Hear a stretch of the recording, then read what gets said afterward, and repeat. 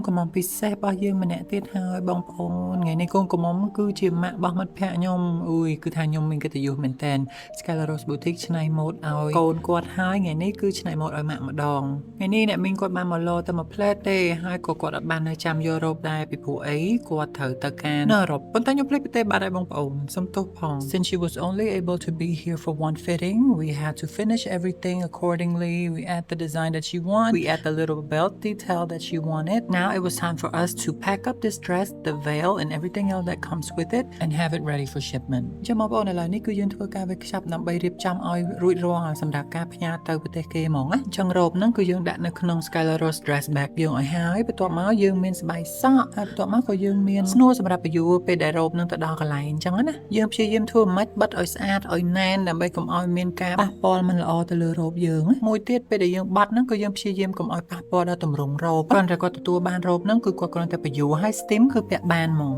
នេះបងប្អូនគឺរូបអ្នកមីងថ្ងៃកម្មវិធីរបស់គាត់គឺថាស្អាតហើយសមគ្នាមែនតើបែបសាមញ្ញប៉ុន្តែអ្នកមីងក៏បានប្រាប់តាមកូនស្រីគាត់ដែលត្រូវជាមិត្តភក្តិខ្ញុំហ្នឹងថាពាក់ទៅសមល្មមអត់មានបញ្ហាអីទេអូយសប្បាយចិត្តមែនតើ honor to be able to dress her daughter and her for both their wedding days. And she looks beautiful in her wedding dress. អរគុណច្រើនអ្នកមីងដែលទុកចិត្តលើក្មួយហើយនឹងក្រុមការងារ